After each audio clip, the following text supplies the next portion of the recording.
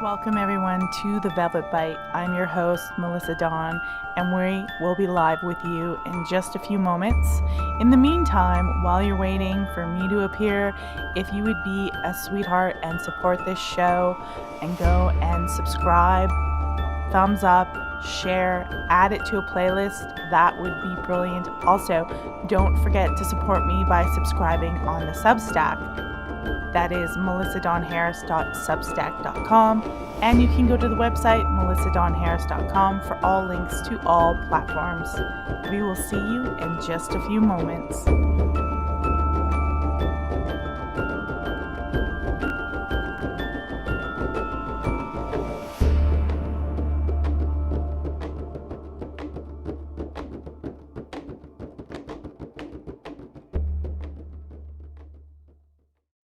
All right, guys, here we are. Just a bunch of wild and crazy guys on a Tuesday night at Velvet Bite. The Order of Velvet Bite, I'm calling it. I'm making fun of, like, the Lemic stuff and shit, by the way, when I do that. I really don't want people to follow me, but before I get into the us OVB, talking... yeah, You down with OVB? Before I get into it, please support the show by giving it a thumbs up, of course, adding it to your playlist, and subscribing on the Substack. If you want to support me there, it is melissadawnharris.substack.com. And of course, be sure to subscribe to Jerry's channel. And Niish is at the Cosmic Salon, so please support my guests. And here we are. It's the Halloween week, and shit is batshit. What's going on, you guys? Are you muted? I couldn't hear anything. I am muted. I'm sorry. Everything and nothing is going on. Everything all at once. Everything all at once. And nothing at the same time when nothing ever happens. It's amazing. It's like we're moving at light speed towards nothing. That's right. No, go ahead, Niish. Sorry. It is very interesting out. As Alice says, curiouser and curiouser. And, it's kind of like watch your ass, but keep your ass out of the way. Keep your head on a swivel. Yeah, keep it out of the way and then watch it while it's out of the way, because you never know what's going to pop up. Oh my God. You have an interesting show out though, Niish, on Cosmic Salon. I just want to give a call out for that this week. You just released it today. I haven't finished it yet, but you guys got to go check it out. It's about witchcraft and it's the week of Halloween. Sam Hain. My little Halloween show. Yeah. It's interesting. Yeah, we're talking about Wicca and all that stuff. And it's a great chat. Mannon's really a true gentleman. And then I just recorded with Travis McHenry on his new tarot deck, the Lilith Tarot. And so we get into all that and all the good stuff. He has so many amazing tarot decks. I have 3. This will be the 3rd. But, I mean, you just have to get into all that goodness. Did you ever have Peter Mark Adams on your show? No, and I wanted him, I think. Yeah, we all did. We tried to. Jerry we did. Yeah, I think I never tried past you and I trying. And I think we had problems because it was Nox Mente and people and... Yes. Yeah, like we wanted to get What's-Her-Face and Peter Gray. Alkistis and Peter. Yes, and they declined. Yeah. Well, and it's funny because they thought, we could have gone, when we did go everywhere with Nox Mente, it didn't need to be someone's personal dreams. It could just be dreams. Right. I know. But some, people take them personally. Yeah, and they're superstitious. And, we could, I don't hold that against anyone. No. But it would have been nice to have had these people on to talk about the nature of dreams. Well, did you guys hear, I don't want to go too depressing in Charlie Kirk, but I'm really amazed that Candace Owens is talking about her dreams and Charlie visiting her dreams and telling her messages, and people are calling her nuts. And I'm like, fucking A, girl. You just don't hear this shit. Excuse my language. She's... What did I read today that was really funny about her? I don't remember. There was a tweet. I'm sorry. I I screwed that one up.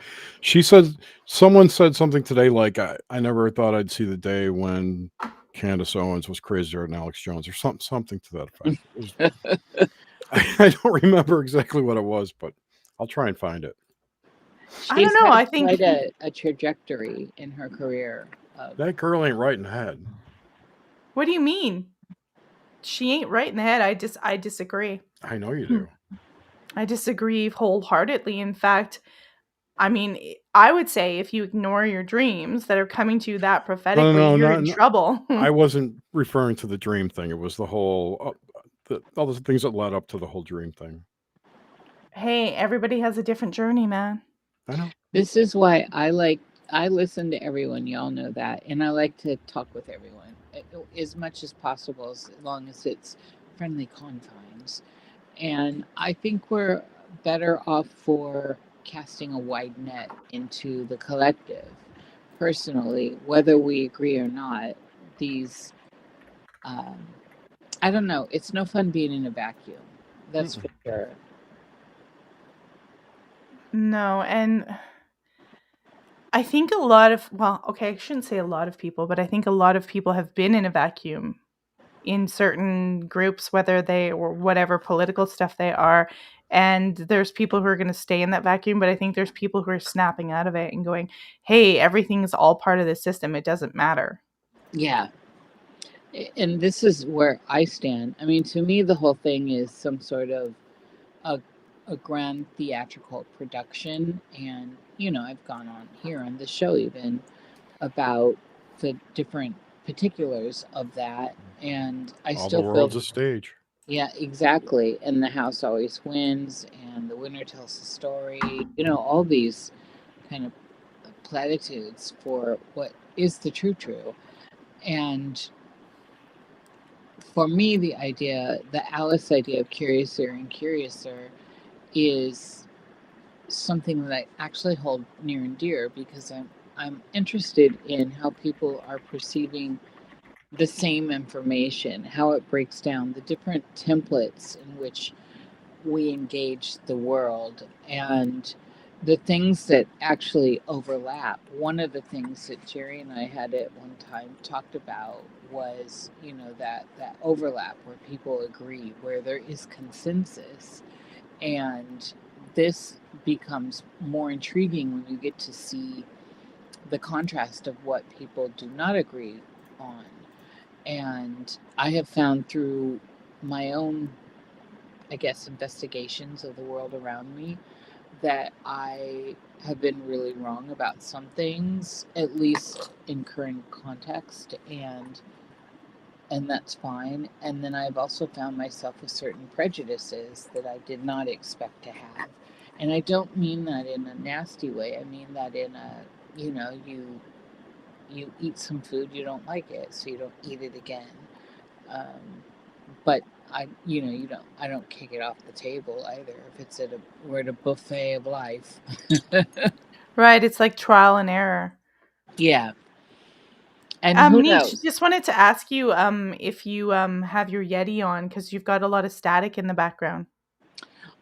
So I did just record, and I'm letting it upload. So it's at 93%. And it's just for safety's sake, because I have technical problems a lot. So the audio will sound much better here very shortly. Okay, no worries. Sounds good. I was just wondering. It says 3 minutes. Oh, good. And then I interrupted you and you were on a good run. Sorry. No, that's all right. Girl, please. I can always get right back on the track. Well, that's better than what I can do. Sometimes I'm like, well, the dog barked. Oh no, I'm done.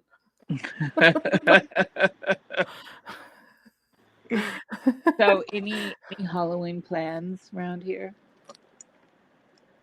I am doing a Dark Shadow stream on Thursday night, everybody, at 9 p.m. Ooh. Eastern with Walter Bosley and Todd Wood, talking about Dark Shadows.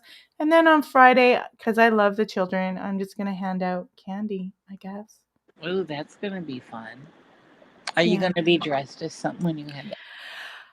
Um, on the stream, I've got a little cape, so I might just do cape gothy. I don't want to spend too much money or time on it, and I don't know if I'll wear it on Halloween.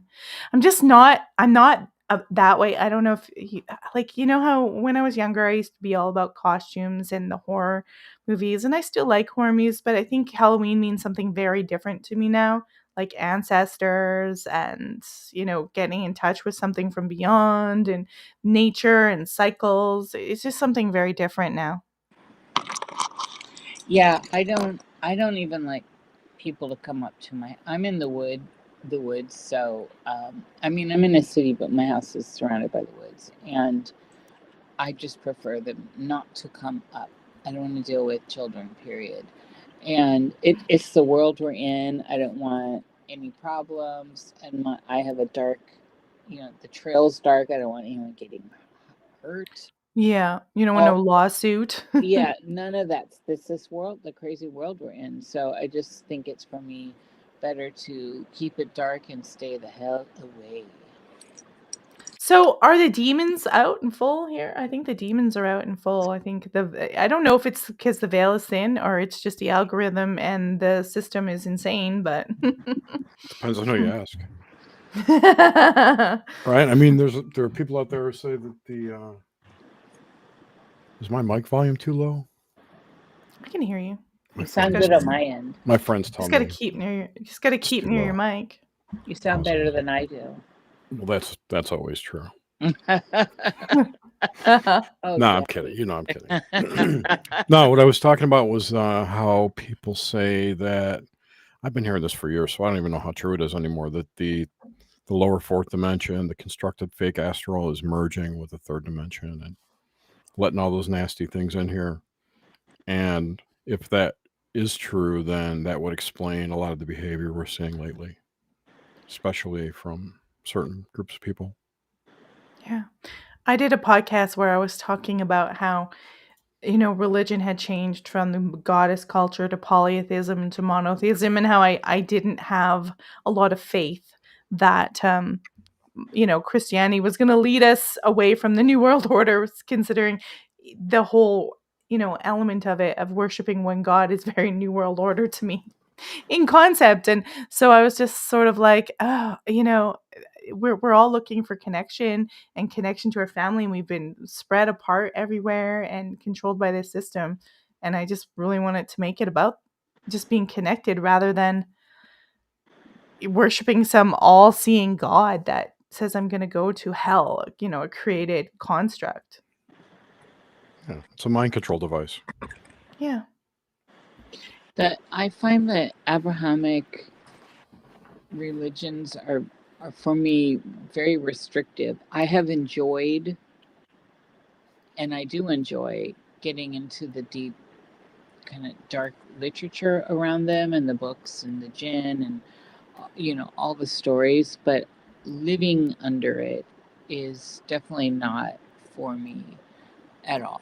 And uh, and yet I can agree with so many things some of them are saying. I do believe demons are real. I do believe in evil. I do believe there are dark forces. I also think a lot of times the God that is being presented is not the real, is a false God and is not the most high. And, there's all these concepts. I believe in the feminine energies. The mother of God is a big deal to me. She who births the universe, she whose womb is the void from which all come. And the staff of lightning, the voice from the void, is part of how the manifestation of it all works. And this stuff separates me a lot from the Abrahamic, you know, lexicon. But Yeah. at the same time, I admire the Christ message. I admire Jesus Christ as a persona out there, and I happen to think that there was a Jesus. I know Mhm. a lot of people don't, and I know that's there's a lot of different voices on that, but I find his message comforting. I like that the stories of him being such a rebel and Mhm. his time in the desert is fascinating. So I am a lover of these stories. I'm just not a follower, as in worshiper of any Yeah. of them. Well, the original concept of Jesus, and you can kind of hear that in the Gnostics, is something that, I don't mind to look at. It's just the hijacked version control system that, splits it up into a dynamic that Jesus never talked about. Like there was no Jesus telling us we were born with, you know, um, sin, and that we were gonna go to hell if we didn't go to the church and do exactly what they say all the time. You know, it just never, it just wasn't the main message of according to the Gnostics, anyways. But according to the Bible, it is. That original sin thing is very interesting, isn't it? I Mm-hmm. mean, uh, how can you win? You're born a sinner. Like, talk Yeah, about the house always wins. Like, right out the gate, yeah, you've got problems. yeah. You're just innocent little baby. You've been born. It's like, sorry, you're sin right from the get go. Well, so Melissa, what do you think about this big move towards? There seems to be. I think it's slowed down a bit, but there's a big movement towards like there's a Christian revival going on, and it seems to be very more geared towards pretty orthodox too. What do you think Mm-hmm. about that? So yeah, the stats show that like Catholicism's going down, but Orthodox going up. And what I mean, I don't know, because I think wherever we go, there they are, and I expect that just like the system right now is infiltrating the evangelists and TPUSA, I imagine they'll try to infiltrate that and convert that narrative too. I just don't have a lot of hope after everything I've seen all my life that it's going to help. I think it will probably help people on an individual basis connect more and be family orientated, hopefully. But I don't doubt that. I mean, it's still, I mean, going to be used to control it. It just doesn't seem to matter.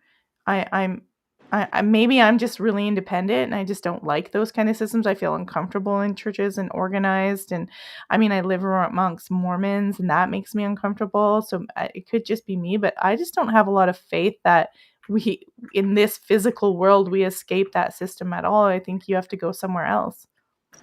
Hint hint.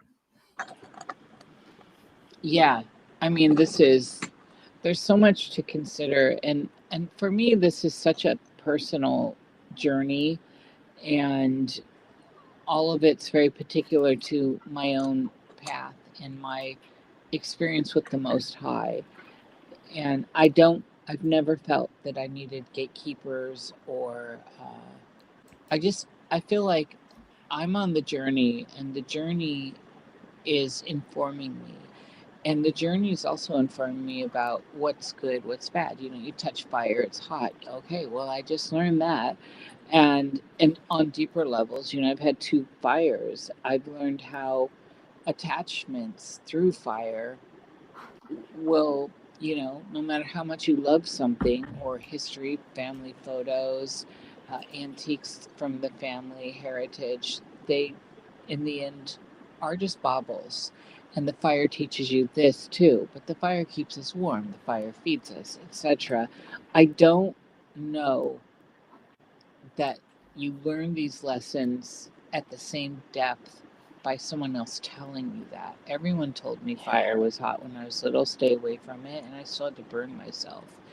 And with attachments, for example, as well, you always hear about you've got to let go of attachments to attain any sense of wisdom or ascension in self, not through a religion. And I would not have learned the greater lesson there had I not been through a couple big, massive fires. And Mm. regret, I wish I hadn't. That's a lesson I guess that was a safe way to learn it, but still, I do love my things. And when the time comes, I will be able to walk on. So now I know that no matter what, we are basically nude in the journey, and the patina of attachments is something that we contract with. But I don't feel it's important for me to need guardians in this, because I find that nature is a harsh teacher, the elements are harsh. um, the dark night of the soul is harsh, hence, astrology can come in there with like Saturn return or hard angles in the chart. Self hatred, self loathing, these are things you have to work out. And for me, it always became more enriching to find myself saving myself rather than resigning to someone else trying to save me, child. And so, Well, because you never know what their intentions are. and They that's they and might not have the good intention for you.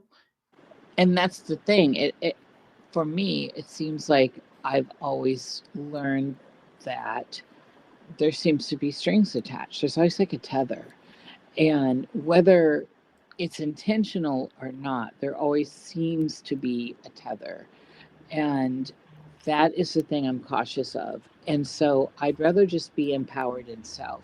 And if I do need help, I know how to ask for help. If I need guidance, I know how to ask for guidance, if it's the Most Mhm. High or if I'm in studying, in some sort of scholarly mode, and I'm stuck on, well, what's the nuance of this? Can somebody explain this in context to, where it exists? You know, And that's why I take religion. you could look at that tether as karma. Absolutely. I mean, there's a lot of templates we could Mm-hmm. apply to it, not just Just materialism, karma, whatever. Yeah. So, but again, I think I want the experiential process. Who taught Jesus? You know what I'm Yeah. saying? It's Well, he had to go on I that journey. I don't think I mind having like a structure, some rules, some things to go by. It just I don't want it to be a government that doesn't give a shit about me. That just thinks of me as a number and something to siphon energy from and leave with as little as possible. I want guidance from somebody who is like real wisdom, like you used to have with I don't know, a family member. You would have lived in the same area for generations and generations, and it would have been Village that elder you. of sorts. Yeah, or like the information I get from my grandmother is You're totally starting to different than sound the like a information communist. that some system. Well, I don't I'm think kidding. I that, was kidding. it has to, it's about, that I give everything to the group, but I mean, you want somebody that, and communists don't give it No, who I know. about you either, right? I know. It But was a joke. yeah, but I know if my grandmother gives me intuition and I have my higher self, I know that they're steering me. It's not some corporations like, hey, come and join our group and we'll love bomb you and we'll make you think you're amazing, and then we'll psychologically manipulate, abuse you, and use you and leave you as a zombie shell. And so I agree with all that, Melissa. And Jerry, I agree with the village elder or the elder. I've always loved our elders. This is tangible. Your grandmother's an elder. And, hopefully these relationships aren't at a twist and they're not totally indoctrinated. But I have always sat at the feet of elders and listened to them talk about their stories. And I prefer to get their stories through them just talking about their lives rather than trying to teach me. This time I did this time I did that, and just reminiscing. I've always enjoyed hearing people talk to each other in that mode rather than in teacher mode. Uh, I don't know. I find like the most truth comes there. Like And orality almost. it is. And then I believe truly in my soul, my spirit, whatever it is, that nature cannot be beat. Nature is for me the grand teacher of everything. It's all there. All the dark, all the light, all the creepy crawlies, all the beautiful fluffy things, all the good smells, all the bad smells, the treachery, the glory, it's all there if you're looking with eyes to see. Yeah. And I guess it is kind of like a sort of, what was it? I hear all these crazy theories, like like we're like in a video game, or it's game player rules and stuff. But I don't know. Maybe it is. You're just leveling up and you're navigating through and remembering what's good and what's bad and what works. And it's vibration too. Like it's energy. It's all, there's something beyond physical stuff and how you sense it out. And this is also the beauty of old books too, and reading the classics and all that. We can get this wisdom, and this includes the Bible and all that. I just Mhm. don't feel I need a preacher coming at me, and I definitely don't feel I need to leave money on the pot. Pay to play, and all this stuff that's just gotten so twisted that just doesn't feel right. And it's like going to, and I'm not begrudging this, I'm just saying there's something I think that seems very hookerish about some of this. And like going to a counselor and you're pouring your guts out, you're trying to get through whatever it is, and then right in the middle of something, are you're Mhm. it's time, it's time. Oh, And it just time's feels, money. yeah, it just feels cheap. And it, to me, that does not inspire me to want to open up further when it's coming down to this quality. And I do not Well, want to begrudge people who do that work. It's it's one of those things that we used to be able to do in small communities where you did have the old elders and the wise ones, and they had time for you, and you could go and talk, and at any level, and they would listen, and they weren't necessarily telling you what to do, what best practices are. They're just listening, and they're applying some sort of narrative, like in a parable or something, that you may or may not get something from. And this is the thing on the journey. We do need to be heard. We need to be seen. I feel that um, at certain points in our lives, some of us more than others, but it feels weaponized. And most of the churchian world around us feels as cold as the government to me. well, they're all corporations. I mean, they're all the new god ever since, well, probably before monotheism, but ever since we start war and fighting for land, the god is always money and stuff. The main god, especially of a monotheistic culture. I mean, they're giving kudos to Jesus and God, but we know it's all about money. It feels, that's what I'm saying, it feels so cheap. And I don't know. It's like leave the money on the stand. And I guess if you're if that's what you need and that works out for you, that's fine too.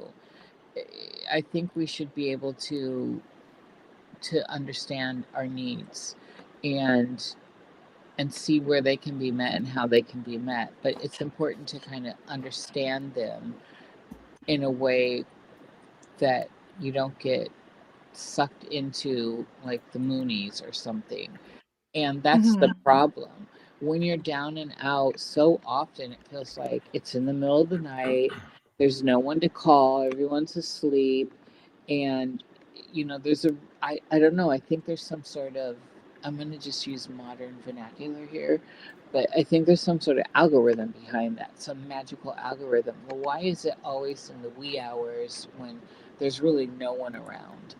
And you have to kind of work through the hardships. I think that's important. I think it is important for us to work through the hardships.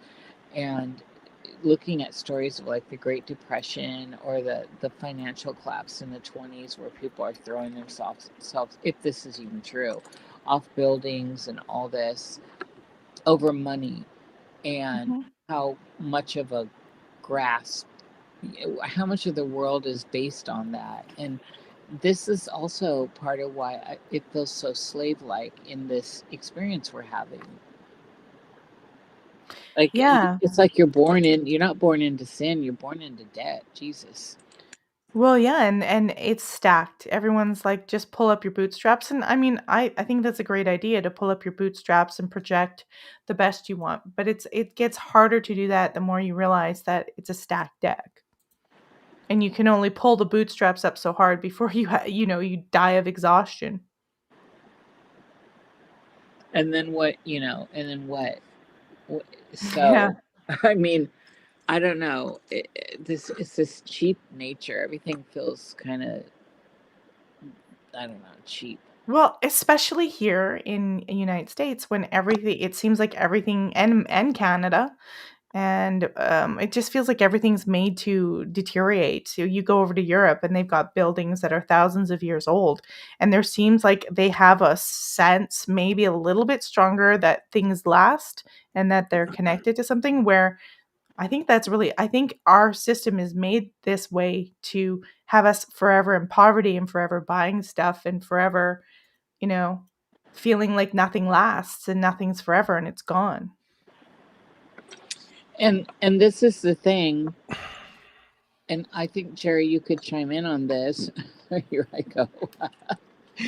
um, everyone wants to hate capitalism and stuff, but I do believe in having your time be worth something, and that I'm definitely not into communism. So it feels like we should have some sort of value for value system if we're going to have social anything. There should be value for value, and we should be allowed to pick and choose and all that. And it feels to me like somehow that is so misconstrued, this idea, and the ways in which it plays out. Jerry? Yeah, I think one of the bigger issues around capitalism is the debt-based structure of it. It's so easy to get credit and to buy shit on credit that people just consumerism has run rampant. If we didn't have this horrible debt-based system, people would value their money and we would have more of a value I think that would bring us closer to a value for value system, because you're not spending fake money. It's you earned it, Yeah. it's in your hand. You have to spend that to get whatever you want. It's not like a swipe of the credit card. You know what I mean? Yeah. Well, I So have I this don't. experience like with my son. I Mhm. used to always take him nature walks. Even when he was older, I try to go to the beach and light a candle and just connect. And he's more like, no, I want to be with my dad with all the people and the money and the sports car and stuff now because he's young.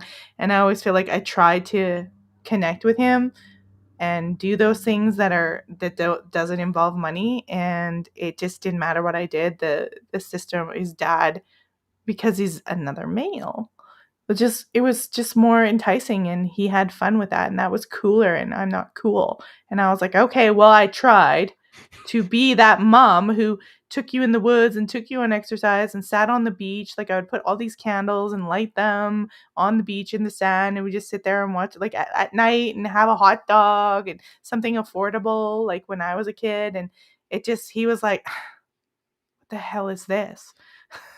I was like, I'm done. I'm lost. I mean, I used to love to just sit there for hours and just talk to my grandma and look at her pictures. That's what I would do. I didn't have and everything's so different now. But you're a girl. I know I'm a girl, but You should don't sit down and guys don't like. play video games with them. Well, I tried that, and I went on the thing. I went into the system, and I sucked so bad his friends kicked me out. I get that. They literally, can you kick your mom out? She's like, I even thought of starting a Twitch channel where it's like, I'm an old mom and I suck at video games. Come and laugh at me, but I didn't.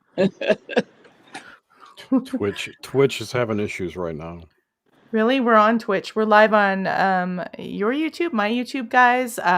Zoom, not Zoom. X. Rumble, Twitch, and we are on Substack. We are not live on X. Why I not? shut X down. Oh really? Oh, that's right, you did. They're insane. It's insane there. It's nuts. It's every time I go there, I get angry and want to stab people. And I'm like, you need to get out. Those are those demons we were talking about. Yeah. It's interesting. I'm not on anything. Meredith is, so like the Cosmic Salon is, but I'm not. I don't run any of that. The only thing I am on, I guess, is Instagram, but I'm not there very long. I hadn't even signed in 2 months until this week.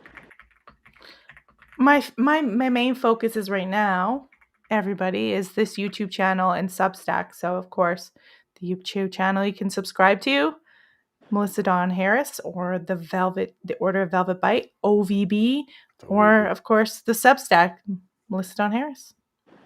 I'm So trying to build that up. wait, let's talk Twitch for a minute. Yeah. Yeah. Or whatever the hell it's called.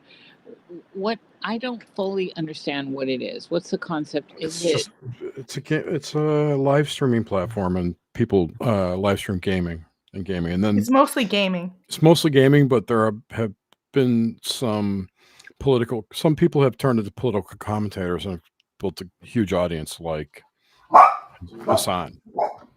Who's Cenk Uyghur's The dog beater, nephew. the guy who Yes, the dog shocked shocker. his dog like a psycho. Shocker. Jerry. Yeah. Sorry. I'm always gonna laugh at that stuff. I know. So anyway, he's like a rabid leftist, socialist, communist, whatever. He's really far left, and he's always preaching about tolerance and all that shit. And he got caught pretty much shocking his dog, allegedly, on stream. He has this like real expensive dog that sits behind him all stream and doesn't move. And the minute he moves, he yells at it to lay back down. So he keeps his dog. I don't watch the guy. I don't know. This is just from clips I've seen, and looks like he shocked his dog with a shock collar. Which, it looked like he was pressing a button and the dog literally yelped. I honestly don't have a problem with that, because I know that's how people train dogs. They sell those things for a reason. So I mean, if you're gonna but you can't, if you're gonna stream for 10 hours a day like a psycho and expect your dog to sit there, that's inhumane. I agree with that. But I mean, shocking the dog itself was not a big deal. Like, He's I've training got 3 dogs here. I got 3 dogs here right now. And I don't make them that you'll see them. They'll come in the background and roll and Gucci goo, but I let them walk around and do their own thing.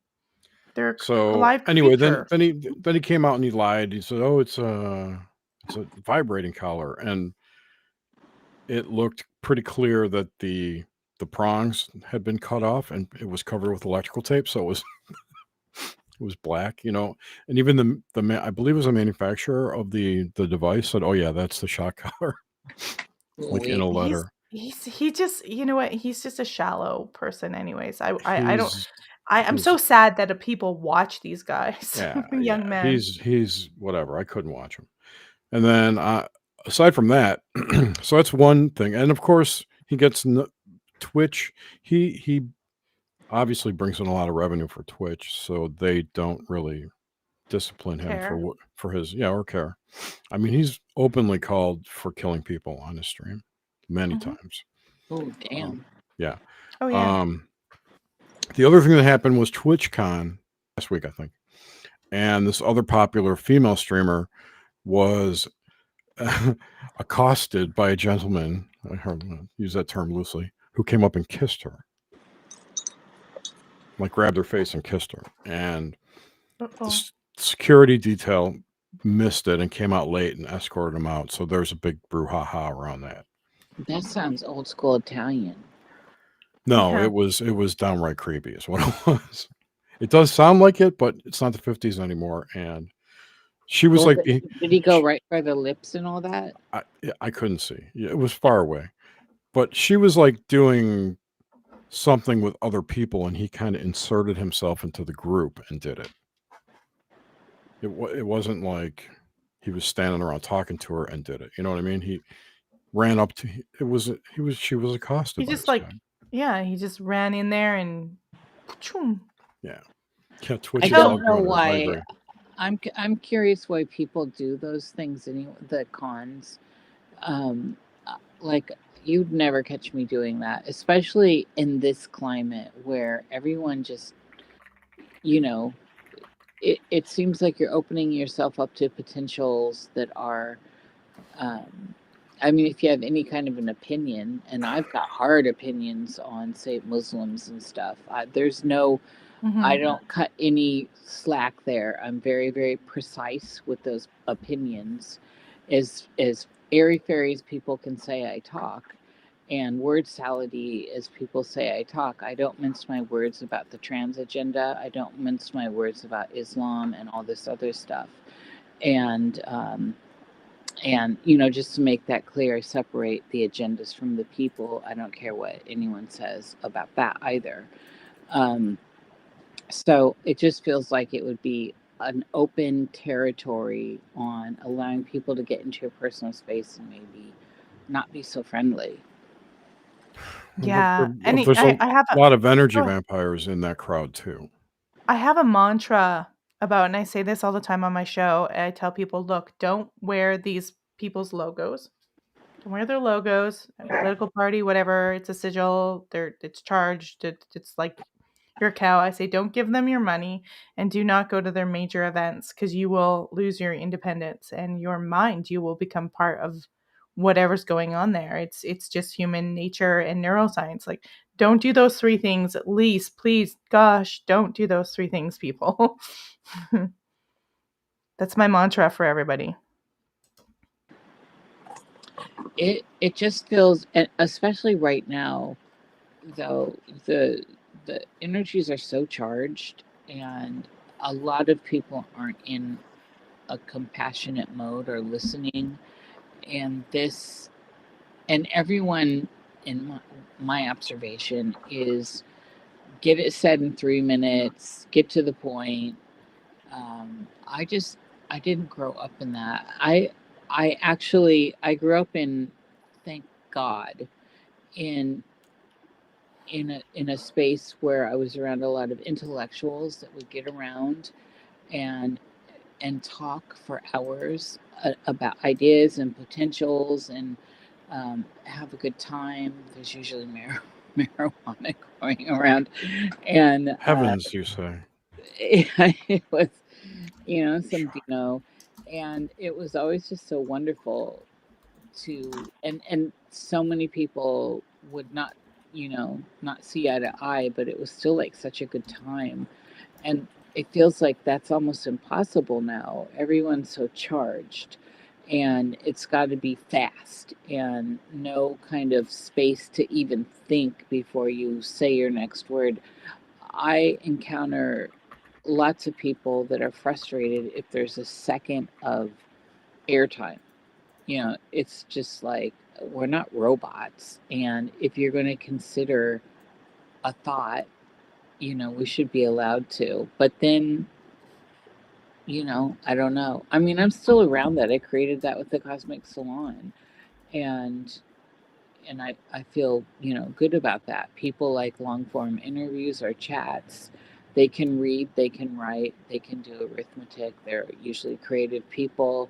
So I have great encounters, but in the open world, I find myself in just like being shocked by how, I don't know, distant and curt everything is.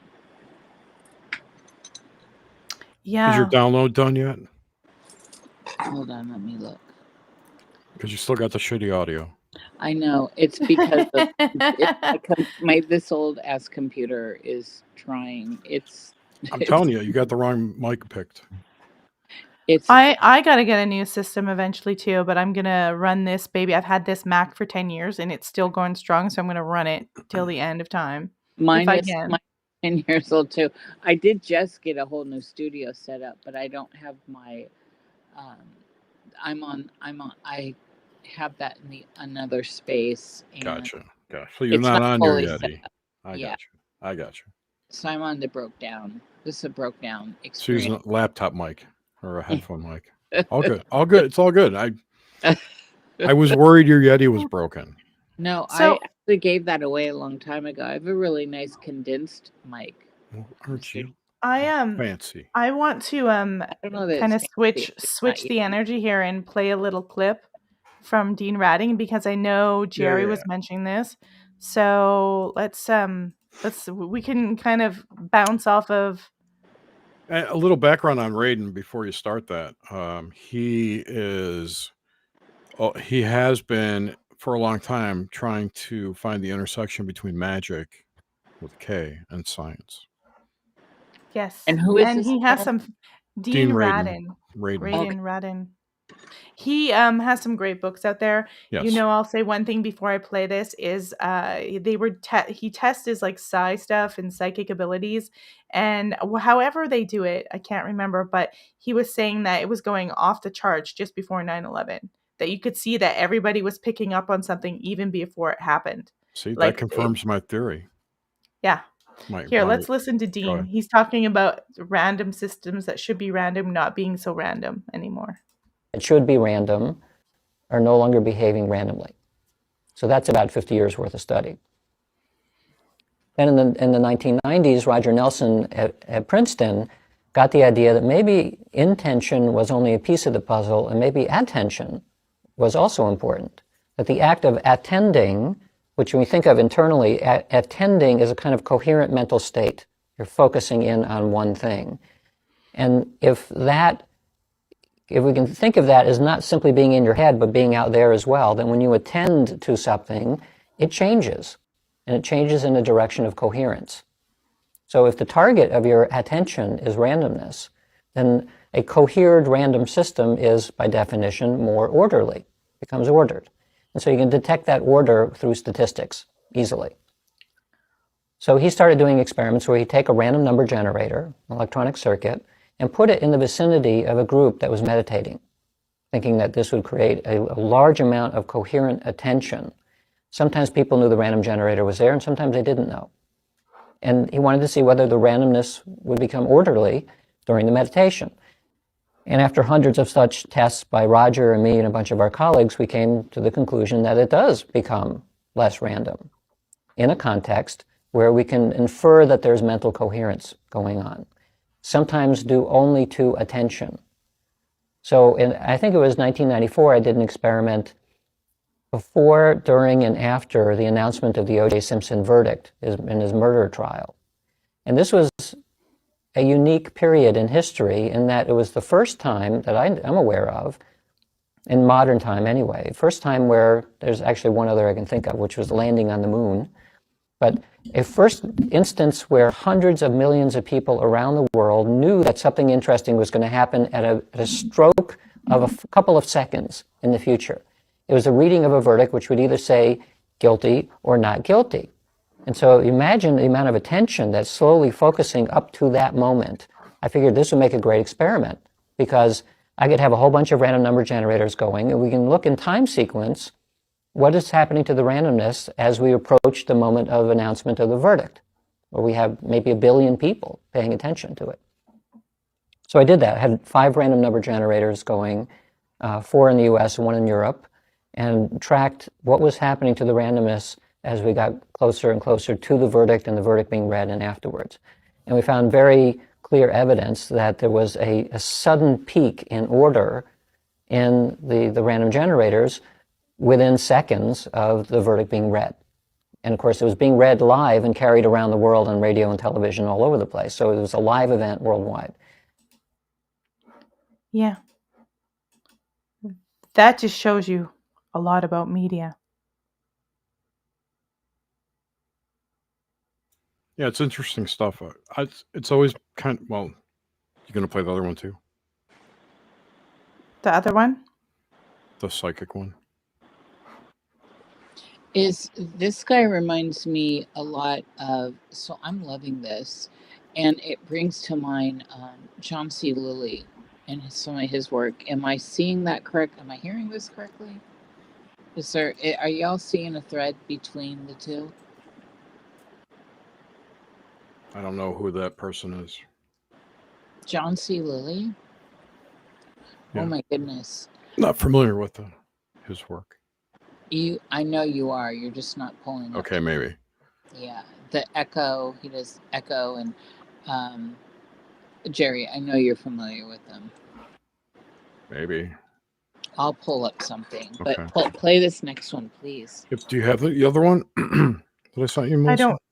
don't. Where did you send it? Oh, I don't have it. Can you send it to me in the chat? Yeah. Aspect of the world. So we did an experiment. We said, well, what if we had people who are expert in tenders? And I'm talking about, in one case, a Mongolian shaman that we knew, in another case, a Buddhist monk. We asked them to take little pieces of dark gourmet chocolate, little pastilles, and then separate it into 2 batches. One batch they would imprint with their intention that anybody who ate this would have an improvement in their mood. And then we had the identical pieces, pastilles, that were not intended. Then we did a double-blind experiment. You tell them over the course of the next week, 2 days of the week, at 10 o'clock in the morning and 3 o'clock in the afternoon, you must eat a certain number of these pastilles. And at the end of the day, you record your mood using a standardized mood reportings questionnaire. So we did that experiment, and the end result showed that there was a statistically significant difference for the people getting the treated chocolate in the direction that we predicted. They had better mood under double-blind conditions. Influence some aspect.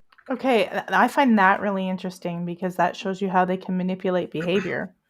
And Yeah, but you can also so I mean, you can program, if you will, your food the same way. You can program your water the same way by setting an intention into it, by sending it a message. You know, what do you think praying over your food does? It's the exact same yeah, thing. I understand that, but it's like if they know these concepts where that you know that you're going to get it improves your mood, they can also be like, hey, what if we want them to go crazy? We can take away their SNAP benefits. We can do this stuff and actually do the reverse because we want destruction, and we can mass make them go psychotic, and they won't even understand what's going on. Right. Well, yeah, I know. That's what I was kind of getting at that. No, I understand. You're absolutely right. It's the fact that there are people who understand how consciousness works better than the masses allows them to have an upper hand and to program the masses. Yes, absolutely. And that I mean, this goes back forever, but I think the most recent revelation of this, I would go back to like Bernays, Yes. right? With how he got women start smoking in public, kind of thing. Yeah. That was all. Cool. It looks good. Yeah, right. It was programming, but these are 2 different things. I mean, programming people is easy if they're not aware, but setting an intention in a physical object and then giving that out or consuming it has other effects, which are different. It's true, but you can see, like, I can just see how they're like, oh, most people aren't aware of this stuff. We can really play. We can play some games. Just like Niish, you were talking about the, stay at home next week because of the SNAP benefits and the government shutdown. There's just so many things they can do to F with us. That's why I don't want to rely on them. Well, this whole situation is, I mean, I don't know, broad stroke here, but seems like a setup to get a certain, an ends to a means to an end. And it looks completely Hegelian to me.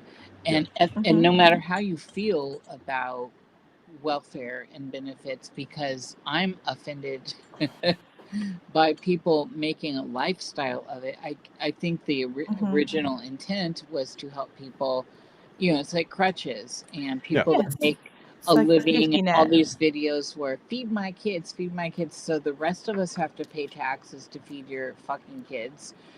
I'm offended by that in such a deep way that I don't like this system anyway, but that's even worse, like a lifestyle of it. And I'm hardline on that too. And so now you see all these thousands of videos where they're just, you owe it to feed my kids. Who's going to feed my kids? And they're like 6-10 kids. And and now they're saying on the stupid talk, they're getting together and they're talking really crazy stuff, and they're going to go crazy. They go crazy anyway. And for me, there seems to be something of a lower functioning with people that make this a lifestyle. and so they're, what I mean by that, it's not looking down my nose, is they're functioning at more base levels. So they're more likely to get violent if that's a potential, and they're orchestrating, talking about taking what they need. They're going to take what they need. Yeah. Their families are starving, Well, etc. TikTok cultivates that mob mentality online. And For Well, one. and of course, there's all the just think about it. stuff. But If next you week, have, I carry was on. just gonna say, if you have generations of people who are on food stamps and welfare, they haven't developed a skill set to actually make money. They only know how to receive stuff from the government. They don't have a skill set to go get a job and make money and function. And Well, you I haven't taught your wonder. kids that either. I just wonder. I don't think that they're making a connection that it's other working Americans that are the money of the, Yeah. the way the system was supposed to work, at least.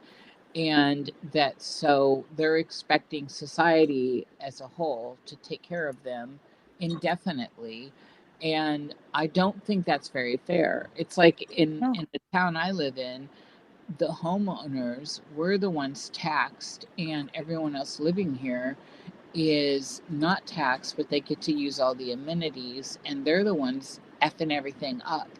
And Yeah.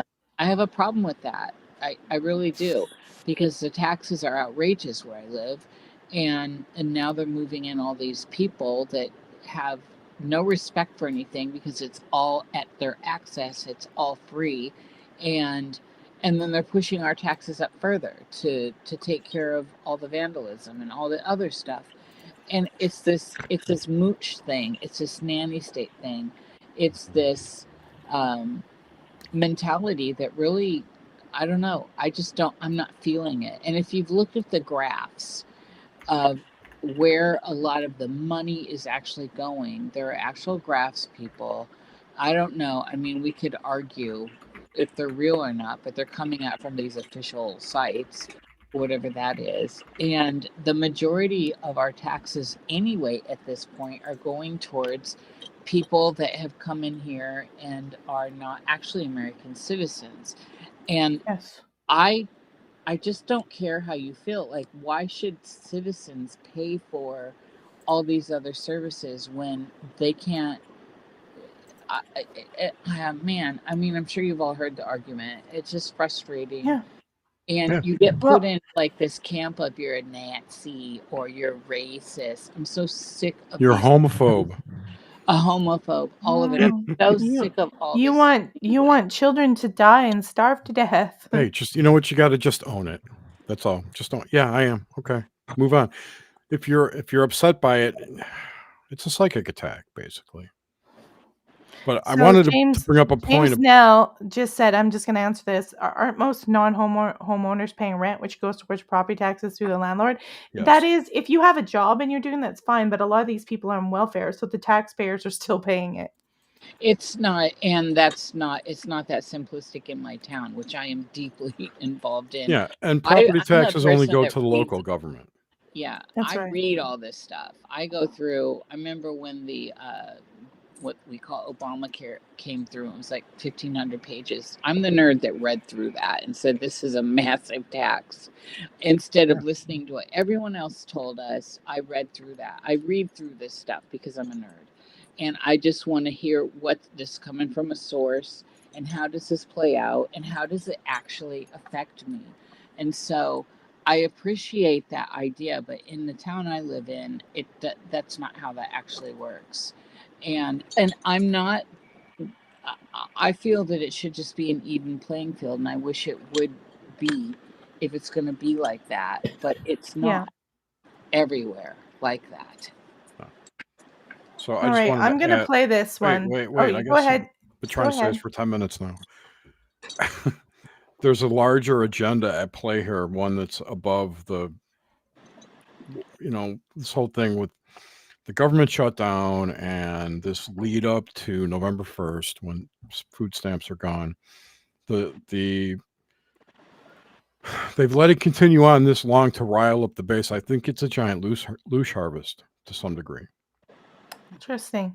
Well, you So know what they're saying, like when we focus our attention somewhere, it gets really rigid and, yeah, you know? yeah, right. And now today, the Democrats have come out and said they're filing a lawsuit to force the FDA to pay SNAP benefits or some shit, which I don't really know how that works, but I'm sure some federal judge will allow it to, and make them pay. But again, it's a buildup, a buildup, a buildup, and then this massive energy release, Yeah.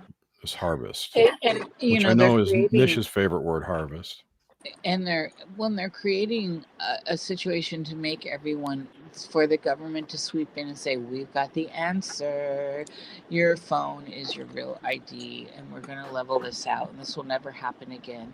And I don't know if anyone's aware that there's a singular bill, I can't remember what they call them, a CR something. There's a singular bill over in the big house, and it is just for the SNAP thing. It's just for the food benefits. There's nothing tagged onto it, and all that has to be done is approved by Democrats. Now remember, I don't play in the system, so I'm not coming from one end or another. I'm just saying, if they cared and if they weren't working for another something bigger, they could come together and fund the welfare food stamps for everyone, and Yep. this situation wouldn't be happening. But They don't want that. They don't no, they want need that. the purge situation so they can come Yeah. in and say, we've got the solution. And It's more than that. But go ahead. Go ahead. well, and the thing is that this is, whether you're Democrat or not, this is actually in their hands, because there is a bill there that they could get this funded alone, nothing else. They don't have to, it Sure. has nothing to do with all the other stuff. It's just the singular one. And that's They the could have opened up the government at any time over the last 30 days. Yeah. So Mm-hmm. so these are things, people need to actually cast their gaze towards and look at, instead Right. of listening to this influencer and that influencer Right. and this opinion and that opinion. Just go to the straight source and see what's what. They, And that's where we get a little more clarity as to what is actually, being just done to us. put it in this perspective. The government's been shut down 27 days. They are on the verge of filing a lawsuit to force the government to spend money that they themselves are keeping shut down. It only takes 5 Democrats to open up the government, and they refuse. So you have to ask, why are they doing that? They're doing it to make this administration look bad. They're using it as a cudgel. They're using the American people as a human shield to get their point across that they don't like this administration. And that's what's really going on. They could care less about their constituents. They could care less about welfare.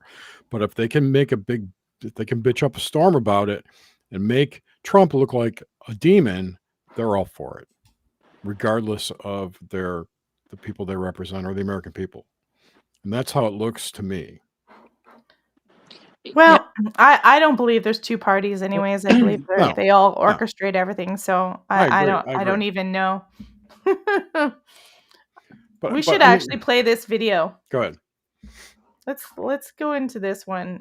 It's called John Lilly in the Earth Coincidence Control Office. AKA Echo. I predicted that within a decade or two that the human species would establish communication with another species, terrestrial, possibly extraterrestrial, but most probably marine.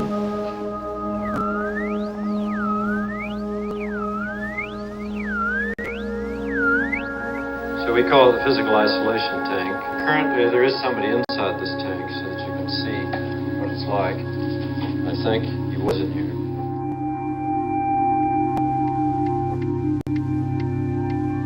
Well, all I can say is I recommend that you get terror-stricken because it is the jet fuel which will carry you farther into the various states and farther out into the universes than anything else will.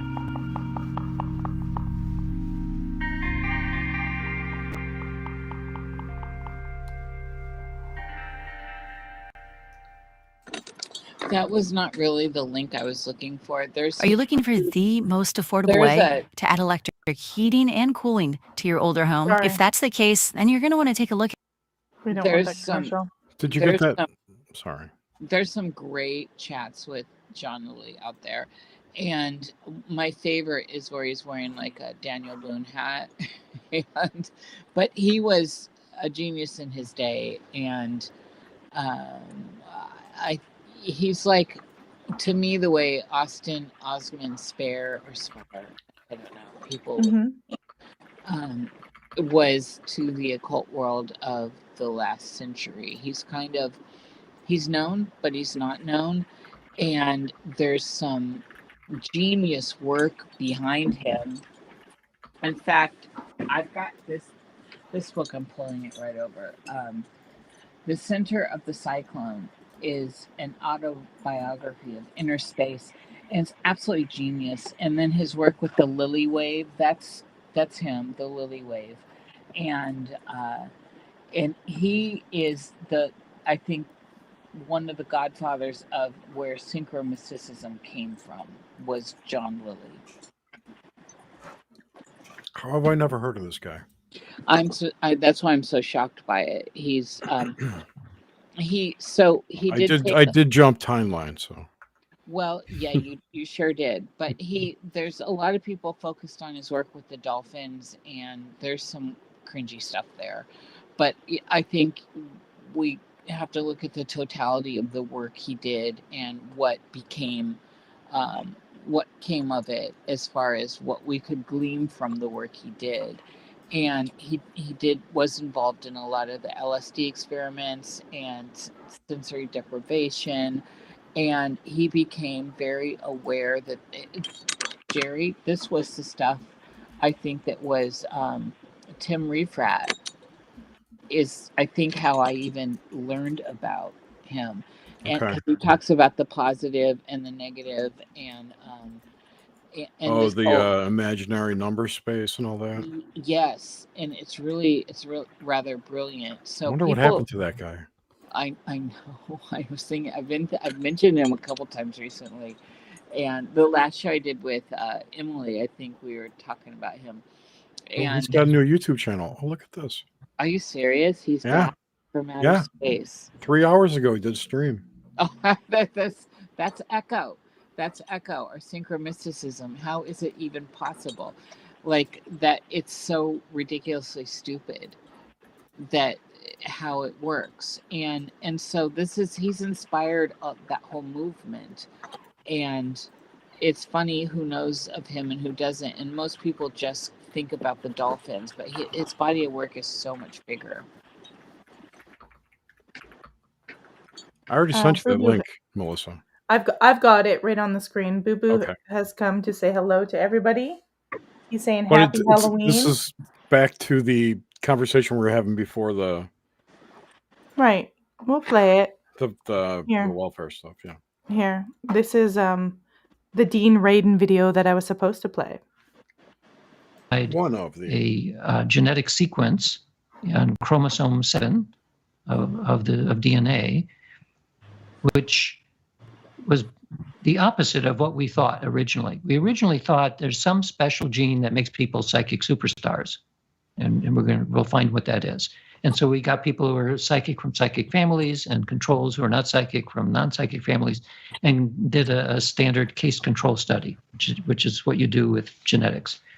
So we found this difference between the two, but the difference was that it looks like most people who are, quote, average, normal average people, they have capacity for psychic ability.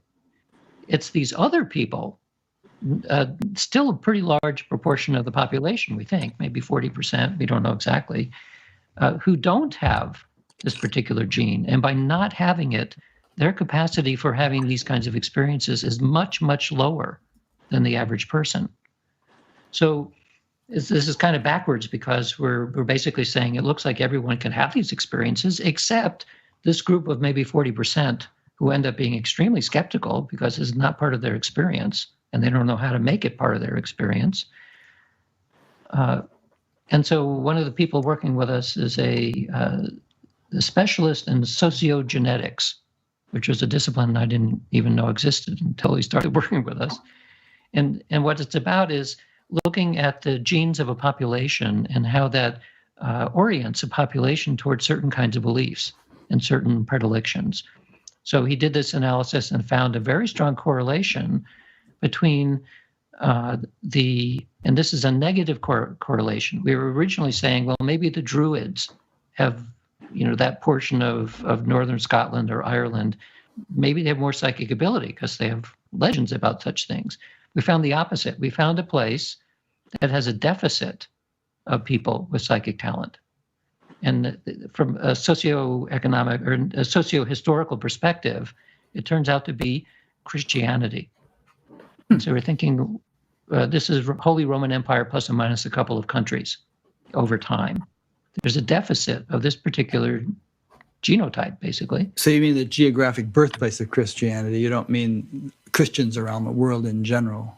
No, it's like the birthplace, and then high density is going to be near that birthplace. Uh-huh. So we're talking about probably Italy, Spain, a few countries around there, which are still heavily Catholic. There's a deficit of this gene, of this sequence. And so in thinking about that, we were trying to figure out, to get rid of a gene in a population, first of all, takes many generations, but also something has to happen. I mean, evolution does things because there's a need. The need could be that the environment changes, or it could be endless wars. It could be all kinds of things. In this case, all we could come up with as a speculation is the Inquisition. Yeah, I was going to say that people were persecuted for displaying anything like this. They were accused of witchcraft and so on. And so those genes were not passed along. Interesting. So that this is the speculation at this point, except that the correlation is pretty strong. Interesting. So we're bouncing back and forth, but John C. Lilly was kind of the inspiration behind the Cronenberg film Altered States. Right. I don't know if anyone saw that, but brilliant film. Did anyone see that? What are you high? Jerry, like, nowadays people don't even know. Like, I'm amazed at what people don't. It's like the best Ken Russell movie ever made. I have not seen it, so you can shame me all you want. I have it on VHS still. It's one of my top favorite films. If you go and watch it, I'll just put out a warning here. It's cheesy. Today it's cheesy, but it's the message behind it that's important. Yes, it's cheesy, but I still prefer the cheesy of that period. I agree.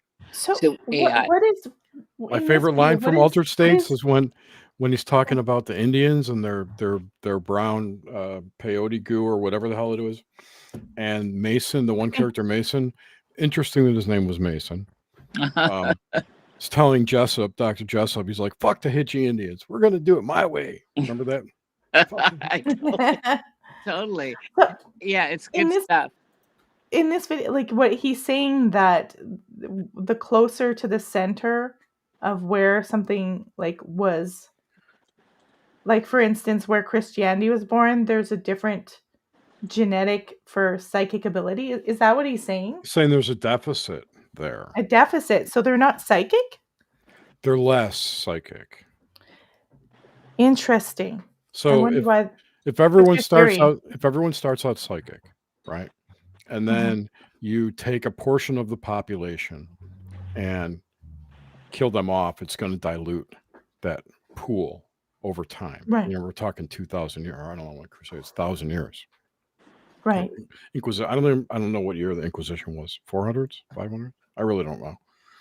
So I'm just saying, over those generations and generations, it will dilute.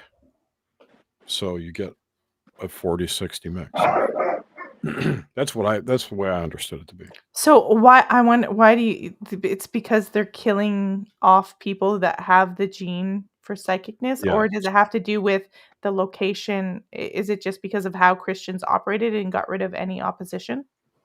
The Inquisition operated mostly in Catholic countries like Italy and Spain and France, That's where they focus their attention. And if you're a witch or a presumed witch, you were killed.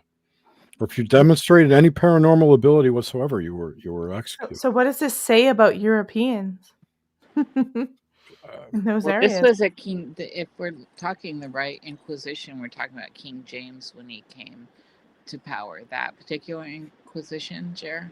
Are we talking about the Spanish Inquisition? Well, all of them.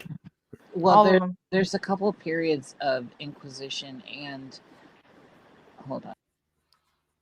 Because you'd wonder, okay, so what they're doing right now in Gaza and Jerusalem, I mean, there's obviously something powerful to certain people about being close to certain areas where Christ was born and all this religious stuff. They all the three Abrahamic religions view this area as so important, but it's actually probably not that magical in reality with all the violence and terror that's gone on there. Although I had a guest on once who told me that she spent time in Turkey and she's told me the energy was crazy. Like dark, like in the streets. She's like, I've never felt anything like it. Yeah, go to Mecca sometime. Tell me how it feels. I think I will I will pass on that. Circle that black cube for a little bit and see how negative that feels. I would think that would be mindless. But that's Well, my there's opinion. like in Depends on what you like believe. ecstatic religious experiences, that kind of repetition creates it. Sure, It's like sure, with sure. Sufi dancing and all that, which I Yeah. love and have Whirling done. dervishes. Yeah, all that creates an ecstasis that can induce Creates an what we- energetic vortex. yeah, and that creates this religious experience, or however you want to view it, but it does get you into that otherness state and known as ecstasis. Yep. And it's magical. So, and then the more people, as I discovered Sufi dancing, the more people involved, the more intense it can be. And I don't know, there's a thing, there's a dynamic there for sure.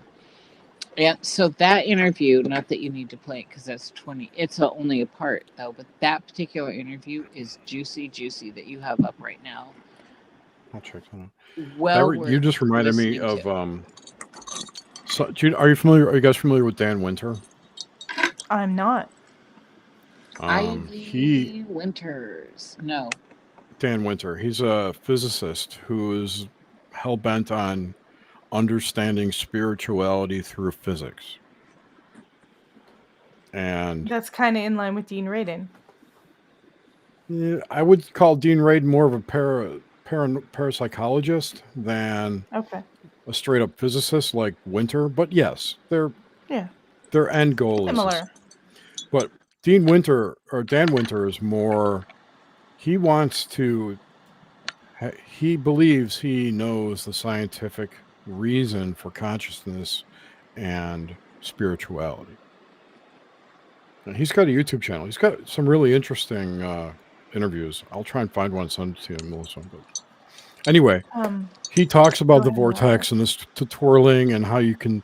He says you squirt out of your head. You go out of body. You squirt out of the top of your head. That kind of stuff. He talks about all the time. When I was 5. That can be achieved with frequencies. Thank you, Melissa.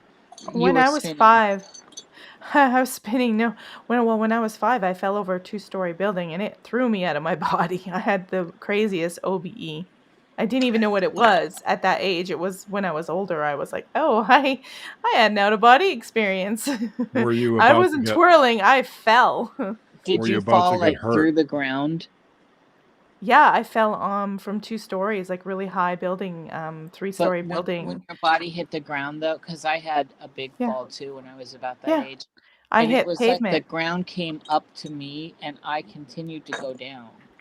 Yeah, I hit the pavement and I could see above me and another view, and then from my body, I could still see from my body, but I could see everything in a bird's eye view, and then I could hear the little girl that was with me running up the stairs, screaming her lungs out, freaking out. I could hear her thoughts and her panic, and then I came back into my body when I saw my mom from a bird's eye view running out the door screaming like a lunatic, I was like, oh no, this is serious. I better go back in.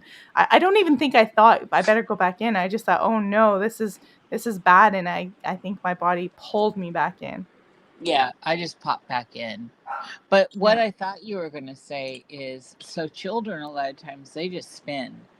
And Yeah. I was thinking about that when I was Sufi dancing one time. This is so long ago, but because I always loved spinning, and I wouldn't get, I'd spin till I wish I could do this now, but till I get dizzy and fall over. And I love spinning so much so that I really focused on that when I was a dancer, and using the Sanskrit uh, mudras basically, and then I encountered Sufi dancing, which took it to a different level. Now I didn't do the dervish. I did the dervish stuff naturally on my own, but when I encountered it through Sufi dancing and large Sufi dancing in Kansas City, I was introduced to this idea. Like I was able to talk to people that were talking this language, and it became something very sacred and magical. And this is the part of the Muslim world I love. I will say that. But you do get into an experience. I don't know if it releases a DMT in your brain. I don't know the chemistry here, but something happens. Something magical happens. And I only know it as ecstasis, but it is true. And you get outside of yourself. You step out. And this is where the lexicon of language for me falls short, trying to describe these things. I do remember liking to spin around a lot when I was little. I just Yes. didn't I don't know if I considered it a spiritual thing. I just was like, woo. No, as little kids, you don't. It's just natural, and that's exactly what I'm saying. I think we naturally do it, and I've seen so many little kids just spinning around like I did. I would spin around till I'd fall, and nobody was telling me, "Oh, this is a practice," or, "This is something magical." It's just kids being kids, and that's how. Again, until later, when I was doing it in a more controlled environment, I was informed that this is something magical. This is a way to access other layers of consciousness. And that was my go to, like, oh, little kids naturally do this. I naturally did this. I didn't need anyone to tell me that I was having some sort of otherworldly experience because I just enjoyed it. Jerry, or whoever pulled that up, I I love did. There's a reason these aren't around anymore. they're amazing, and that was my favorite thing at the playground. Always. If you survive this as Gen X, I mean, come on now. I remember I had this uncle. He was through marriage. He had schizophrenia. And we went to the park one day and he got crazy and he was spinning it like he was this big, muscly guy and he was spinning us. And I just went, woo, right off of it, went flying and crumpled up on the side. And I was not too impressed by that one. I had great grip. I was always someone I had such great grip This that guy was like Psycho He-Man. Like he was whipping it, man. He was whipping I it. was, It was crazy. nobody ever got me off of them, and I wanted to go faster and faster and faster. But see, I intertwined my legs. I got my legs intertwined and my body all contorted so that I could go as fast as possible. And do y'all remember at like the amusement parks, those things that would the silos that would spin you on the inside and the floor would drop out? Yeah, yep, My, the rotor. whatever that is, that was a favorite too. And I now understand, of course, with all this, that I loved that it got me out of my body, basically. Yeah. So Jared gave his answer, but I'll pop this up for you, Niish. Mike is asking, what do you guys think about Robert Moreau and the gateway method for OBEs? If you have opinion. I don't have a very favorable opinion of Yeah, I don't Monroe. either. Yeah. I think, Yeah. we're talking about programs and very shady practices. Yes. And I went through that whole gateway thing, and I Actually, I sang his praises at one time, and then when I got a good clearance from it, I started to see it differently, and now I see it way differently because now all the white papers are out on Yep. it. Yep. Me too. Yeah. It was. I always thought it was very cool and mind expanding in a way, Yeah, if yeah. you will. But now I view it like the same as I would view doing DMT or ayahuasca or something. You are connecting your energy to a realm of something that you don't understand. Talk about And loosh. yeah, exactly. You're making a conduit between you and this other thing. Whether or not it's part of the collective consciousness or not, you don't know what it is, and it's probably not safe in the long term. It's kind of how I Yes, feel about it. 100% eight alphabet, and it was not what it was said to be, and the white papers that are out now that you can just go get and look at have exposed that. So yeah, I have nothing good to say. But did it help me at one point in that whole hemisync thing? I do feel that I feel like I did get something out of it, but I have such a distaste at this point for it. And I just am so tired. And this is what we were talking about earlier. I'm so tired of everyone using us, being used. Everything has a tether. And all these agencies, whether they're religious based or not, I mean, how can we trust anything at this point? And that is not being jaded. That's just looking at the reality of the realm. Honestly, this might sound really crazy, but I get my connection to other things by doing mundane stuff like housework and where I don't know. I just that's why I like to move my body and do housework and mundane stuff because that's when it will happen for me. And And that's because everybody has this degree of psychic ability. This people call it the zone. You're in the zone, and when you are not mhm, paying attention the most is when it yeah. happens. I mean, it can happen when not doing that, but I Sure. feel like everybody wants they're like, "Oh, we gotta get this, we gotta buy this." I'm like, "Just go fold your towels for a while. But Trust Yeah. me." yeah, but you're in a state. What I'm trying to say is though is whether you realize it or not, you are in a state of meditation. Yeah, And absolutely. yeah. You can make, so many practices in your life Hmm. into that into Yeah. that This is state. why I love doing the dishes. It's like my little. I'm not kidding. It's It's, there's good science behind this, yeah. neuroscience behind Yeah. all this, and which is one of the sciences I don't feel cringy saying. Like when you hear the word science, I kind of Yeah. cringe. But Scientism. neuroscience is pretty exciting.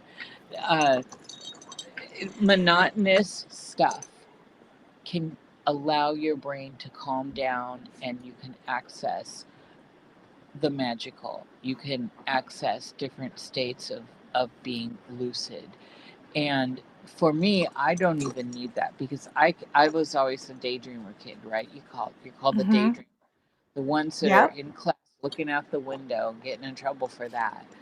I just naturally Hmm. get into that state. That lounging too long. I'm thinking, I'm out of body, I'm processing. Big things are happening for me in those states where people think you're just being lazy. I'm actually interacting with the realm at a whole different level, or the whatever with echo or the simulacra or wherever the hell my body is non-locally, whatever, however you want to look at it. I get into those states naturally, and I do think there's a predilection of, I don't know if that's the right word. I think that there's a good section of people that tend to be more introverted, where it's easier for them to get into those states through Mhm. um, whatever means than extroverts. And I'm it's not a challenge, and I'm just saying it seems like extroverts try harder or use, I don't know. Drugs. Well, no, everyone does, and I think there's a good deal of introverts that get caught up in drugs, but uh, it just seems like the extroversion thing is, where you get your energy from people outside. Yes. Um, Like, I think extroverts can be out having those experiences in big public spaces, talking to people and all that. I don't know because I'm not one, so I'm just going off of my what I've been ex-husband, told. was an extreme extrovert, and what I always witness is he was so uncomfortable with quiet and that kind of stuff that he had to be around people because he had to take other people's energy and to feel like he existed almost. Whereas I felt like I existed regardless. Yeah, I mean that's what I'm saying. It's I don't think it's fair to make blanket statements or absolutes about anything because we're all Hmm. kind of have a different functionality, and that is something to be explored and definitely not fried over, like Yeah. ostracized over. And for people like me that was a daydreamer, I was constantly in trouble for that. I was not out doing and being productive in outward ways, and so it's like this is abnormal. This child is too inward. This child, I wasn't even, it wasn't shy. I've never been shy. I've definitely never been shy. But I just don't prefer others. And Yeah. I don't prefer being in groups. I like one on one. So this is why I like doing shows, talking with people and not being just a talking head. Um, Hmm. I like a band, being part of the band, Yeah. and that's just kind of where I float. But everyone's Yeah. different. Well, I like having guests on and I like people to talk to, but I also like to structure things like an essay. I 100% will do shows where I structure it like an essay and then mix that up with people because I like both. And I appreciate that. And see, I appreciate very structured people, especially when I'm trying to learn something. I really, really appreciate that. And shout out to all the Virgo people out there. The Virgo, oh, I'm like a double Aries, so I don't know where I got that from. I just, there's a part of me that likes to have a lot of like information content, and then there's part of me that's like, you know what? I don't want to. I don't feel like doing that right now. I would like to have a bunch of guests on, and I want a volley energy. Yeah, and that's a good thing. And see, for me, as a viewer and listener, I don't have a problem listening to talking heads, like a single person up talking and lecturing, or in monologues and all that. I love it, and when I want to hear someone, I want to hear them.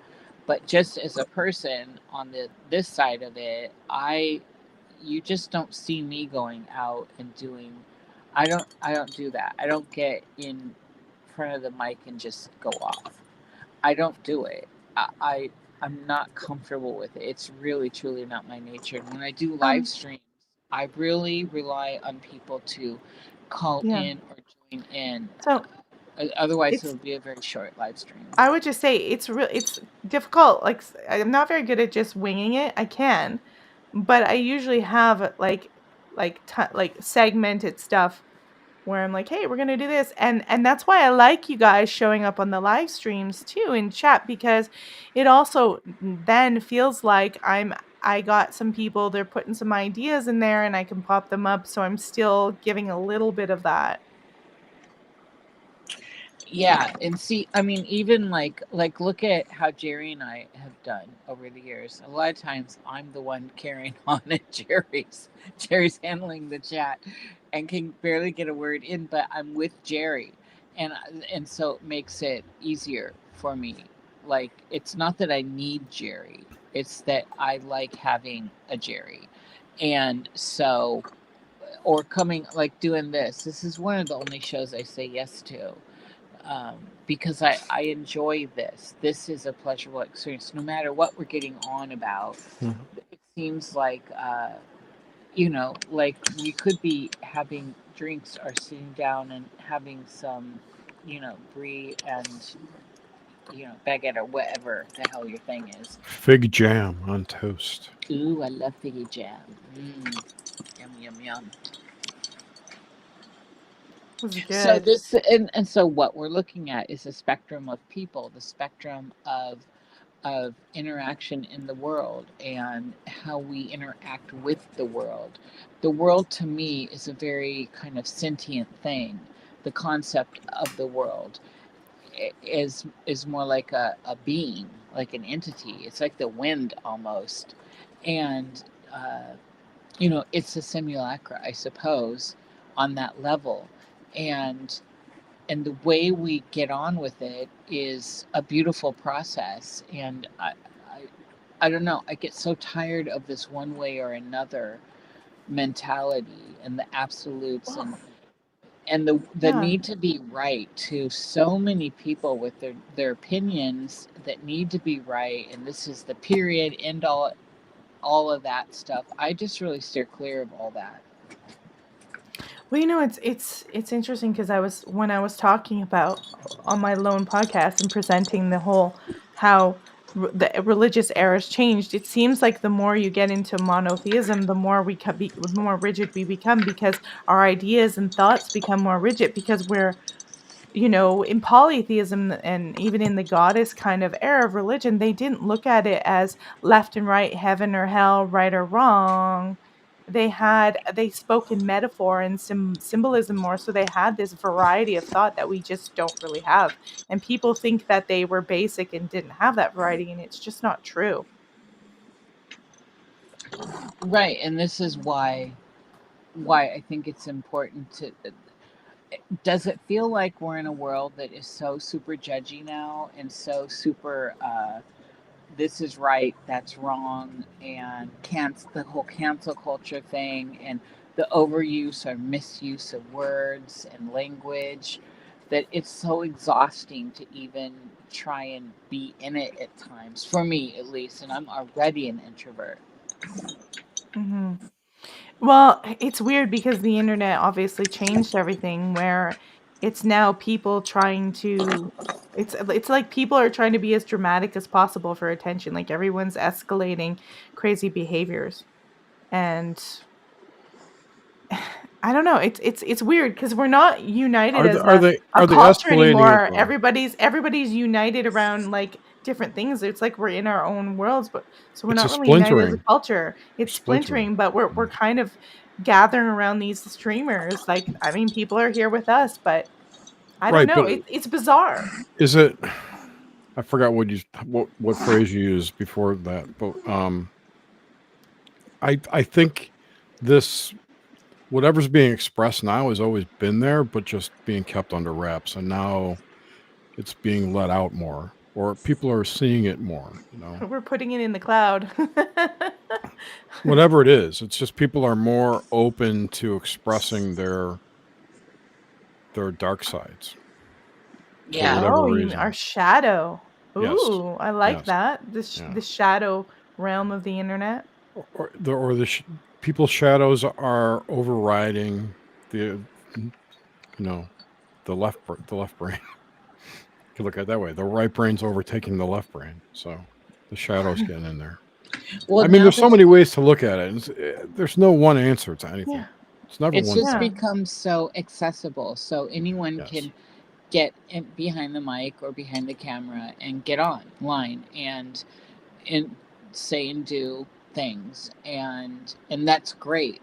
It's great, but at the same time it's created like vacuums everywhere as well, because then we see all the cringy stuff, all these people that are kind of semi-cult leaders and these influencers that are you know like border on cultish. And Melissa, I know you've covered a lot of this mentality and how this all works, and it's interesting to watch because what we are seeing is a different side to our culture and the collective culture altogether.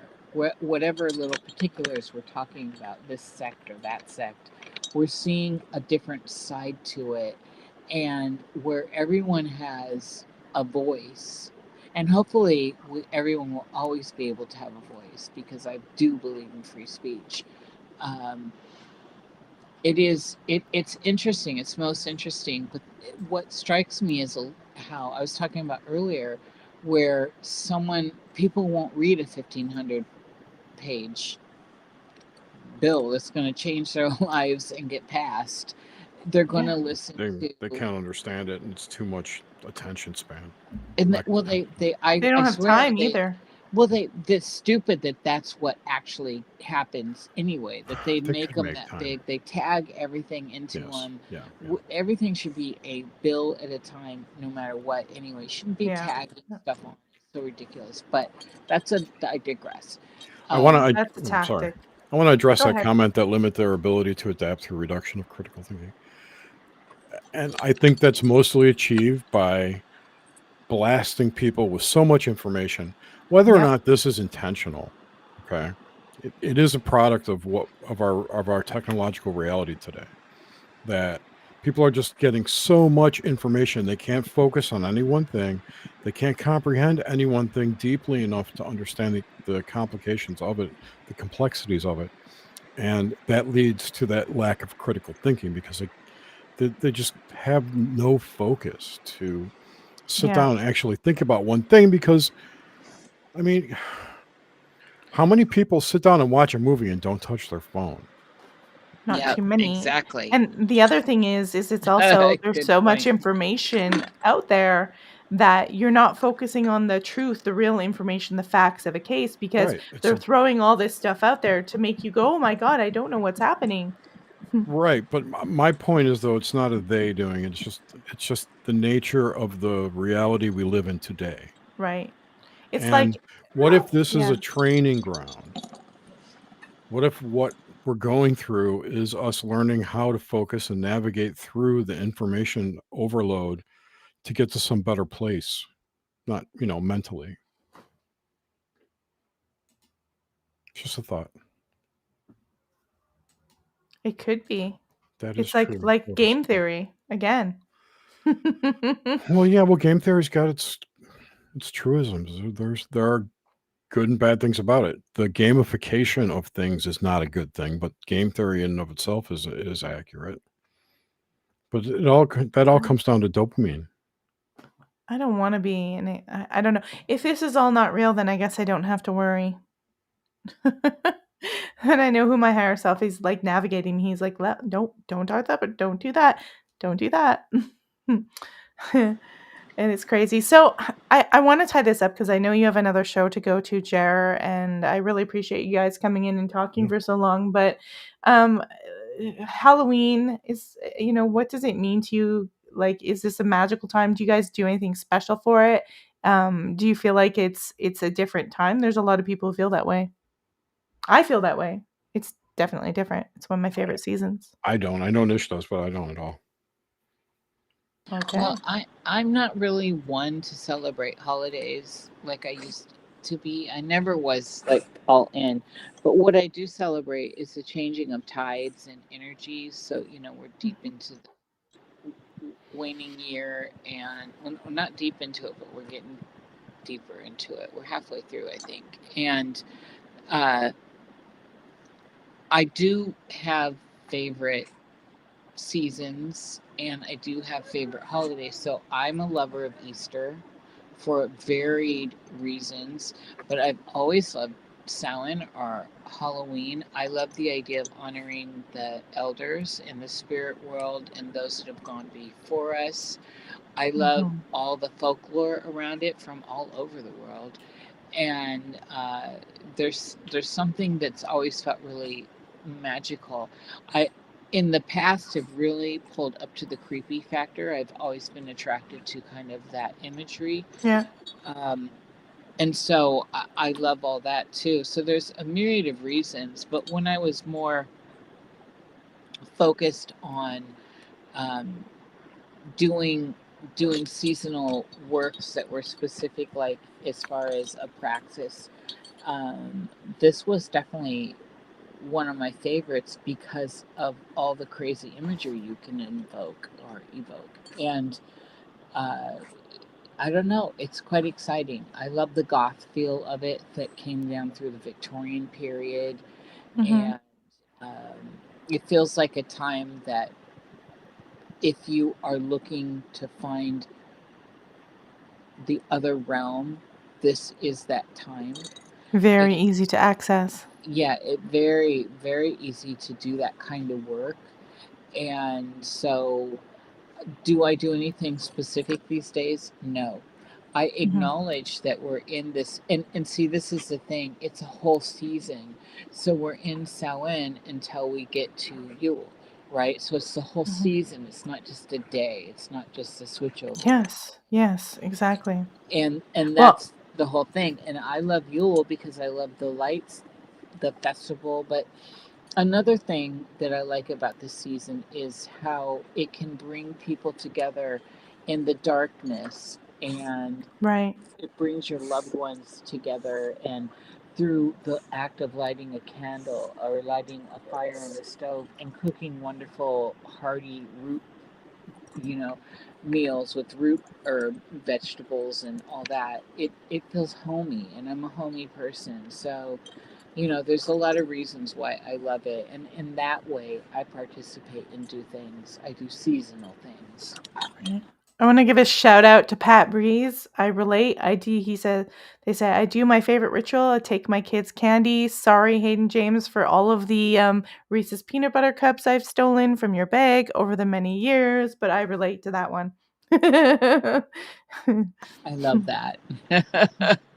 And as a little kid, I really loved getting dressed up in those those cheesy ass outfits Gen X had, and the The plastic generation masks. before. All of it was so fun, and going trick or treating. And I'll never forget Oh, the year that trick or treating and Halloween took a dark turn because it was in the news that somebody was putting razor blades and stuff. Do we all remember that? I mean, it was like, yes. and then all of a sudden, the world was different, and you couldn't trust your candy in the bag. Yes, it's true. It's why I love handing out the candy to the kids because they're so sweet and they're so innocent and they just have so much fun, and I have fun watching them come to the door and telling them how great their costumes are and all that stuff. So I enjoy that part, but I relate to exactly what you just said about Halloween and seeing that half of my genetics come from the United Kingdom. It just feels like it kind of bonds me to that a little. It makes me remember that more because I'm in the new land, so to speak, in the new world. So I don't Yeah, know. I just appreciate that.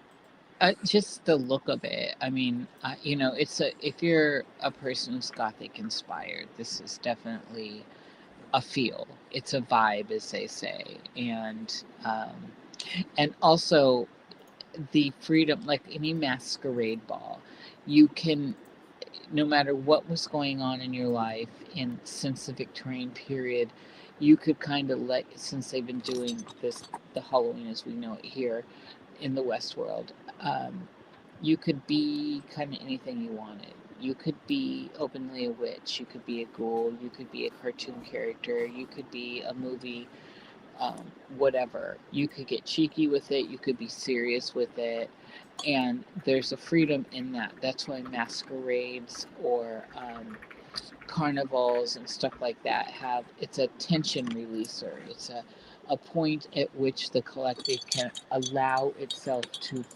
freely express itself. And then it got weaponized. Yeah, exactly. It's going. It's so very commercialized, right? And but not in a, in the full spectrum of commercialized, because Mm-hmm. it was commercialized for a long time, but it was functioning well. Now it is, um, Overblown. well, now it's like, now we're in danger territory. And so it Yeah. didn't used to be that, and now it is that.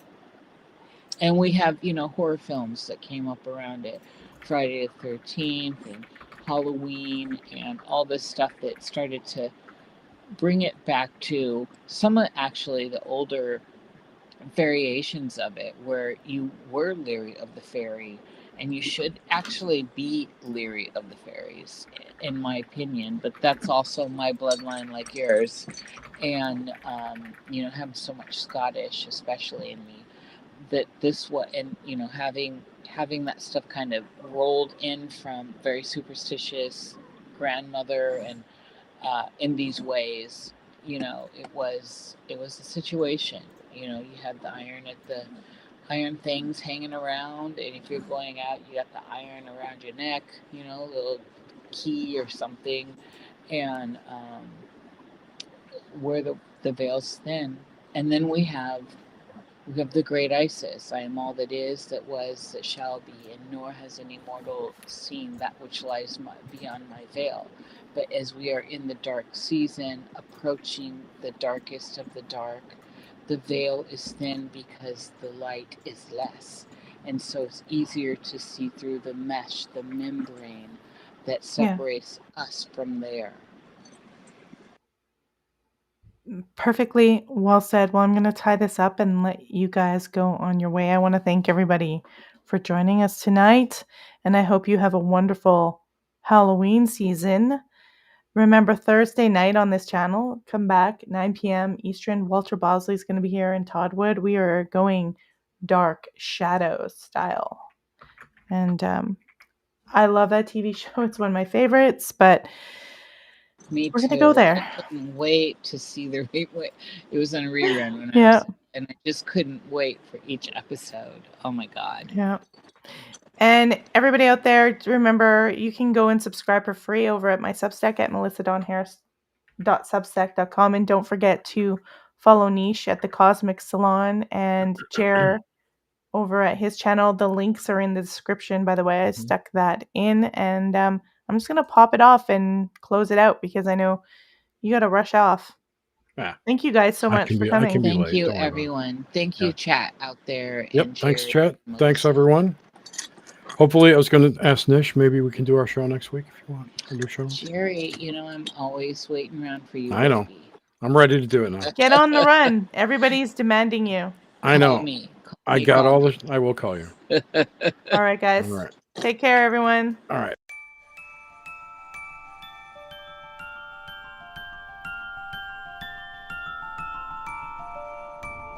All right, that's our show for today. Thank you guys so much for tuning in and joining me on the live stream and watching afterwards and listening to the audio podcast. Remember, you can support the show by subscribing on the YouTube channel, giving it a thumbs up, putting some commentary in, sharing it, saving it to a playlist. And you can also support me by subscribing on melissadonharris.substack.com, either a free subscription or, even better, a paid subscription. I appreciate everything you do, and we will see you next time on The Velvet Bite.